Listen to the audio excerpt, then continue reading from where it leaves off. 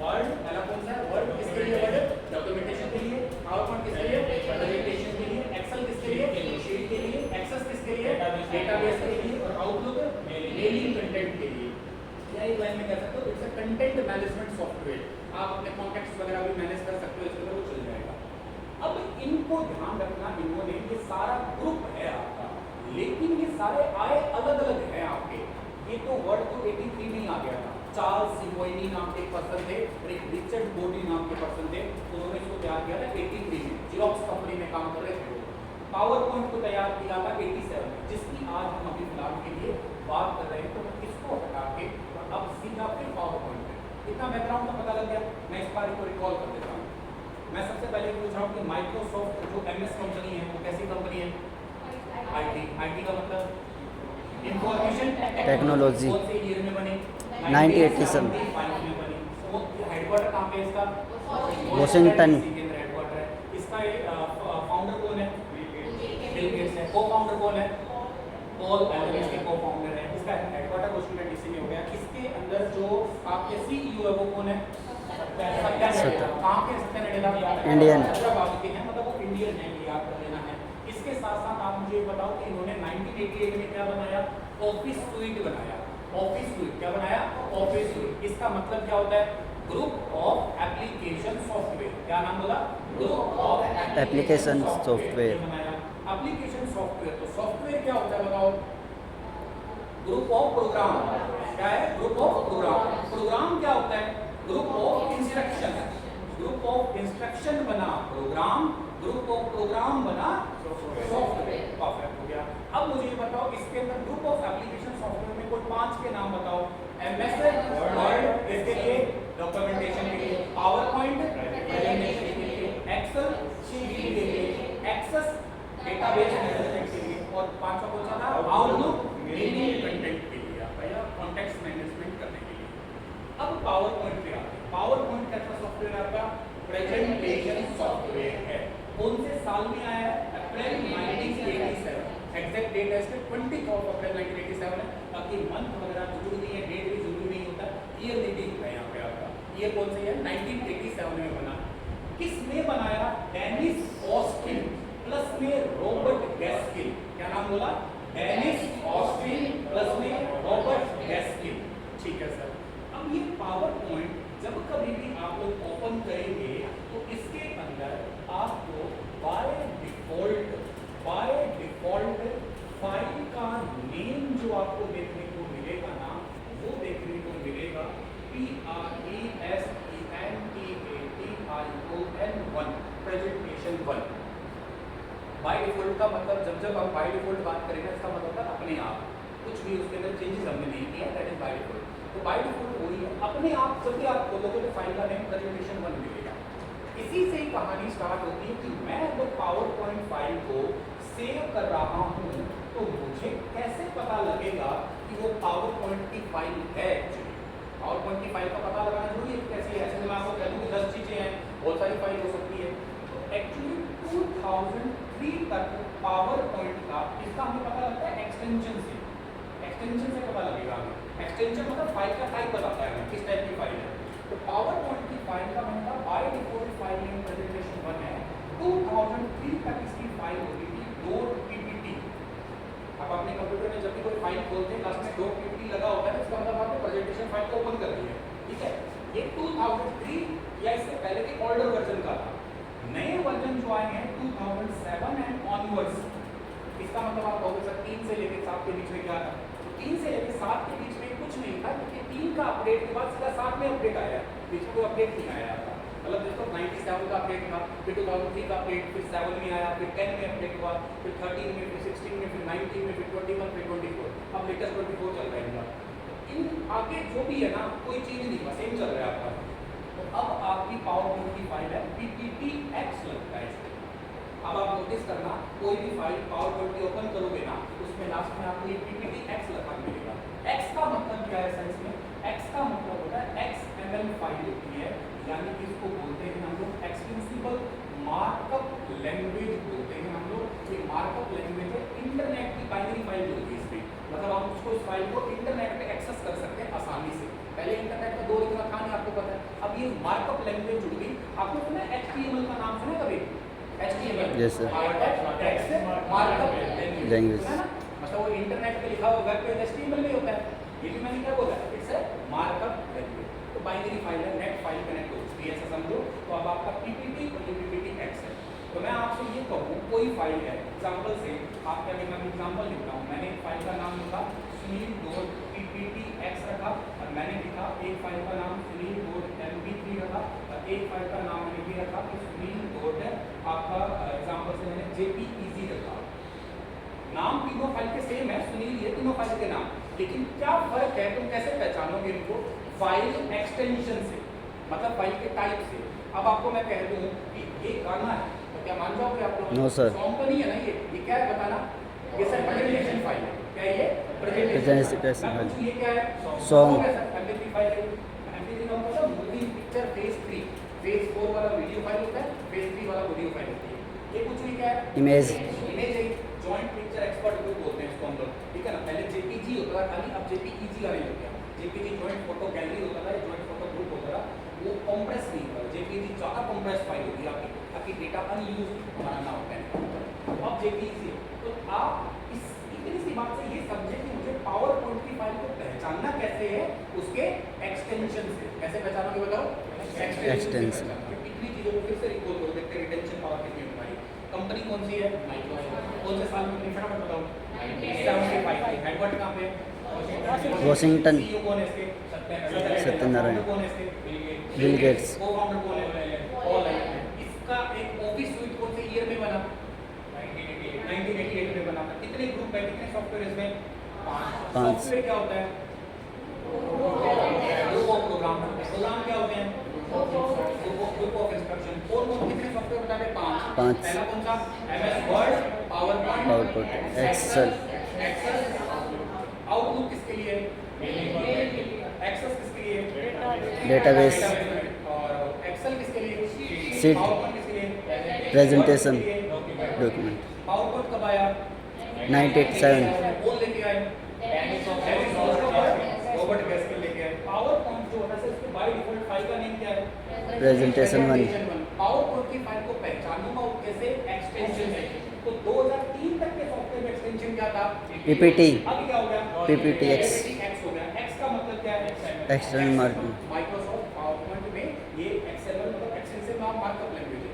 और भी इसके एक्सटेंशन होते हैं, पर मैं आगे बात बताऊंगा। POT होता है एक आपका, एक POTX होता है, एक PPS होता है, PPSX होता है, ऐसे बहुत सारे हैं, वो मैं आगे बात बताऊंगा। अब आगे और चले अगर हम लोग यहाँ पे, तो इसके अंदर ही मुझे पावरपॉइंट को ओपन करते ही सबसे पहले उसका जो है ना स्ट्रक्चर देखना है, कैसा दिखाई देगा। ये मुझे पावरपॉइंट का पहली स्लाइड दिखाई देगी। यहाँ इस पावरपॉइंट में सबसे ऊपर जो होता है ना, कोई भी सॉफ्टवेयर है, सबसे ऊपर हमेशा क्या मिलता है? टाइटल बार ही मिलता है। सबसे ऊपर की बार मिलेगी टाइटल बार। टाइटल बार के इस कॉर्नर में यहाँ पे आपको देखने को मिलेगा क्या? स्लाइड पैन बोलते हैं इसको बोला करते हैं हम लोग स्लाइड पैन। स्लाइड पैन है जिस पे भी क्लिक करेंगे वो स्लाइड एक्चुअली यहाँ पे खुल के आ जाएगी। इसको हम लोग बोलने वाले हैं कॉलम। वर्किंग एरिया बोलते हैं। ये होता है आपका मेन वर्किंग एरिया, क्योंकि एक्चुअली इसी पे ही आप लोग काम करते हैं। वर्किंग एरिया पे काम करते हैं आप लोग, ठीक है ना। इसके अंदर आप ये देखोगे, बिल्कुल पहली बार खोलोगे ना, तो आपको इस तरीके से दो डॉटेड से बॉक्स दिखाई देंगे। आपको यहाँ पे दो डॉटेड से ऐसे बॉक्स दिखाई देंगे। आप देखो, अगर मैं यही चीज़ आपको पावर पॉइंट या प्रेजेंटेशन से बता रहा होता तो आपको ये चीज़ भी बतानी नहीं पड़ती, तुरंत विजुलाइज हो जाते हैं ना।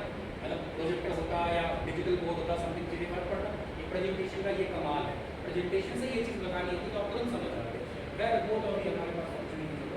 ये दो बॉक्स है, इसमें से पहला होता है आपके पास में TITLE टाइटल बार, इसको बोलते हैं टाइटल। हम लोग इसको बोला करते हैं सब्जेक्ट के नाम से जाना सब टाइटल। पहली बार जब भी आप ऊपर करोगे तो ऊपर वाले बॉक्स में लिखा होता है टाइटल, नीचे वाले होता है सब टाइटल। इन दोनों बॉक्स को हम लोग कहा करते हैं पावर पॉइंट में प्लेस होल्डर के नाम से जाना करते हैं। ये दोनों प्लेस होल्डर, और place holder is use for text editor. ये एक टेक्स्ट एडिटर के रूप में काम करता है। मतलब आप लोग कभी भी कोई भी नया टेक्स्ट लिखोगे ना, तो हमेशा कहाँ लिखोगे? प्लेस होल्डर में। कहाँ लिखोगे बताओ? Place holder. कब रहा है क्वेश्चन ये बनता है कि व्हाट इज प्लेस होल्डर, तो आपका आंसर रहेगा it is a text writer. यानी कि बात ये प्लेस होल्डर है क्या, देन हमें एक छोटी सी इमेज बना देनी है, एक वर्चुअल फोटो बना देंगे हम लोग कि जो टाइटल और सब टाइटल है दोनों को मिलाकर क्या बन गया, प्लेस होल्डर बन गया आपके पास में।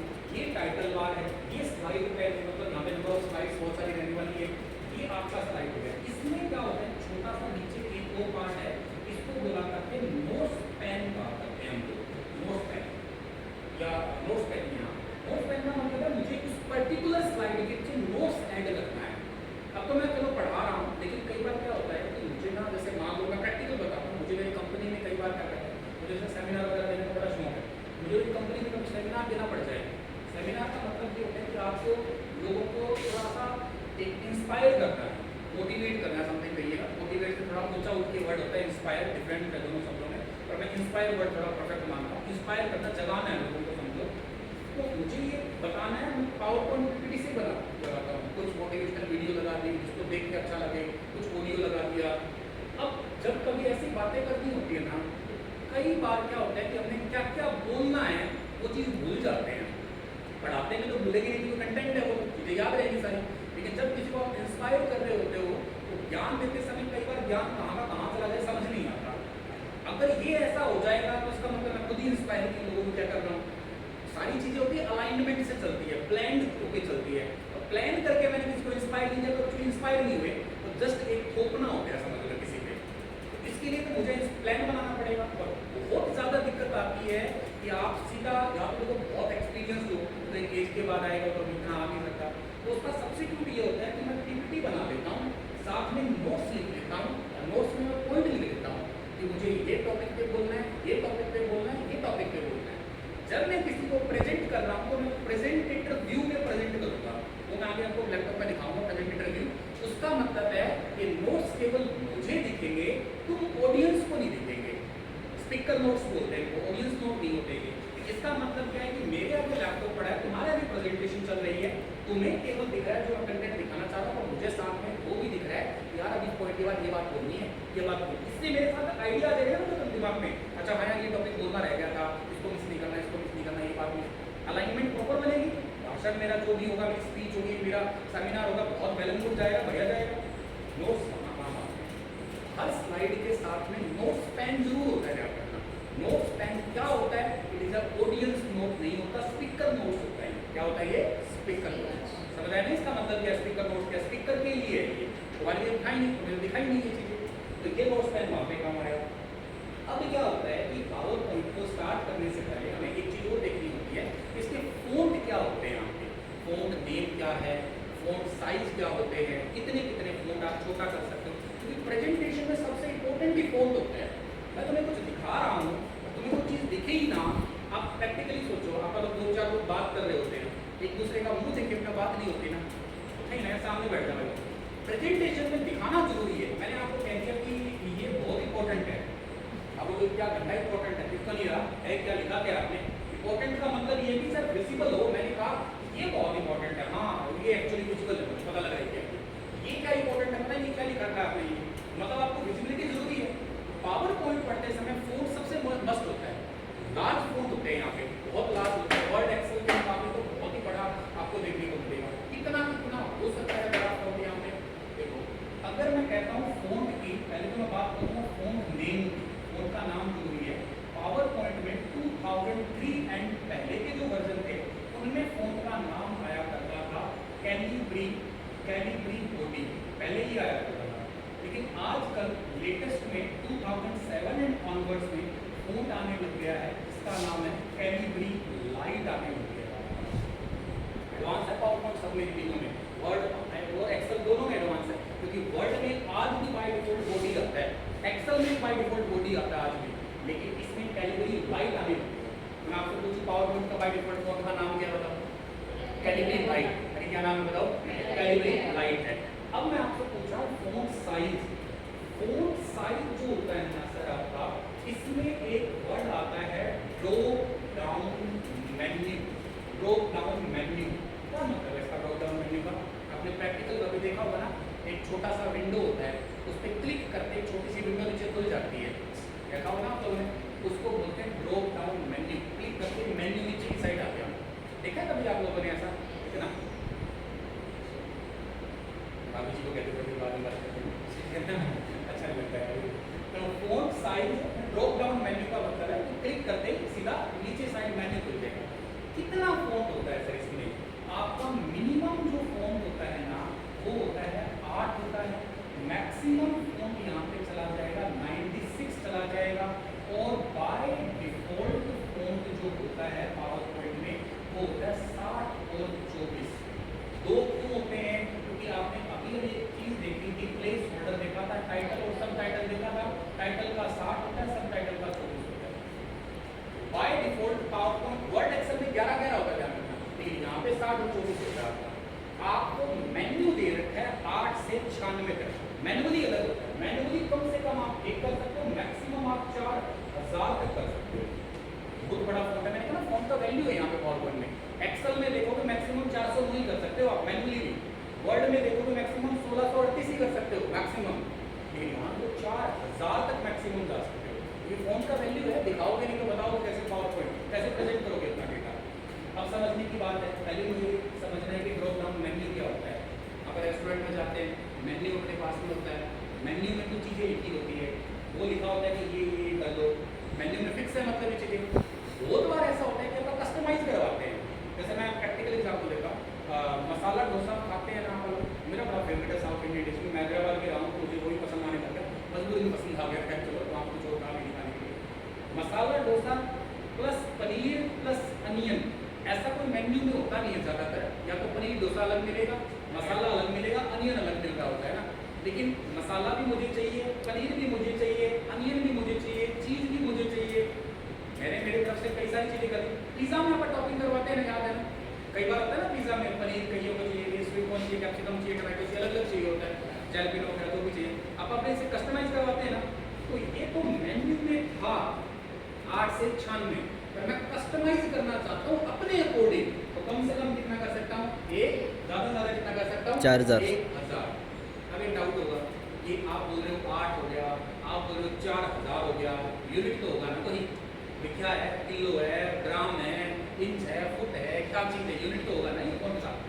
इसको बोलते हैं, इसकी यूनिट को लिखते हैं पीटी। पीटी का मतलब होता है पॉइंट, इसको बोलते हैं पीटी, या बोलते हैं हम इसको पॉइंट। और एक पॉइंट जो होता है एक्चुअली वो होता है 1/72 इंच। वेरी इंपॉर्टेंट है, जब भी अपना एग्जाम आएगा तो ये बात होगी, इसी से एग्जाम में इंटरेस्ट होगा। ये सबसे इंपॉर्टेंट बात है, रेयर टू रेयर पता होती है किसी को। ये बात लिख रहा है इसका मतलब एग्जामिनर कहेगा भाई बंदे को ज्ञान नॉलेज है इस बात की, क्योंकि ये यूनिट बता दी ना, मैं डिफाइन कर दी 1.72 इंच। मतलब इसको मैं क्लासिफिकेशन में जो फोन अगर मान लो 72 पॉइंट का है तो कितना हो जाएगा? 1 इंच का हो जाएगा, हाँ है ना? एक इसका मतलब है ना, इतना बेसिक सा आपको आइडिया पता है कि 1.1/72 इंच है, तो कोई 72 पॉइंट है तो मतलब कितना हो गया? 1 इंच। मैं आपसे ये पूछूं कि 36 पॉइंट है कितना इंच होगा बताओ? हाफ इंच कॉमन है, लेकिन ना बस कभी कभी ये एग्जाम में पूछ लेता है, बता देना होता है। इसका मतलब हमारे आईक्यू अच्छे हैं, जैसे माइंड अच्छी तरह हमारा, ठीक है ना? आपको ये याद जरूर रखना है एग्जाम में। एक लास्ट चीज बता देता हूँ मैं, 8 से 96 के बीच में बात करते हैं। यहाँ तक जैसे आपने कहा सर मेन्यू है, भाई मसाला डोसा था, पनीर डोसा था, अनियन डोसा था, मेन्यू दे रखे थे ना, तो सर ये बताओ 8 से 96 के बीच में मेन्यू में क्या क्या दे रखा है? कौन कौन से फॉन्ट के साइज दे रखा है? मेन्यू में तो फिक्स ही होता है ना कुछ ना कुछ, लेकिन हाँ मेन्यू में एक्चुअली फिक्स साइज जो दे रखा है ना आपने, वो ये दे रखा है 8, फिर 9, फिर 10, फिर 10.5, फिर 11, फिर 12, अब दो का गैप चलेगा, 12 के बाद फिर 14, फिर 16, फिर 18, फिर 20, फिर 4 का गैप चलेगा, 24, फिर 28, फिर आपका 32, फिर 36, फिर 40, फिर 44, फिर 48, फिर 6 का गैप चलेगा, 54 आएगा ना, 54, फिर 54 का 60 हो गया ना, 60, 66 आपका 72, 8 का गैप चलेगा, 80, फिर 88 और फिर 96। ये मेन्यू दिए हुए हैं पहले से, ये क्यों बताया मैंने आपको? ये इसलिए नहीं बताया, ये इतना जरूरी है। क्या जरूरी है? कभी कभी यही क्वेश्चन होगा कि इनमें से वैलिड मेन्यू कौन सा है पावर पॉइंट का। मान लो मैंने तुम्हें एक ऑप्शन दिया होता है, मान लो कि एक ऑप्शन दिया होता 20, एक ऑप्शन दिया 20, एक ऑप्शन दिया 70, एक ऑप्शन दिया मैंने आपको 18.5। Valid power point font menu कौन सा है? कौन सा है बताओ? 20। ये नहीं है ना वैलिड, कैसे पता लगा? ये बताया तो ही पता लगा ना मेन्यू से इसलिए जरूर दिखाई इतनी बात समझ आई आया ना आज इतना कर लेते हैं क्योंकि ज़्यादा हो जाएगा ना आया ना टेक्निकल सब्जेक्ट ठीक है समझ में आ गया थैंक यू सर बिल्कुल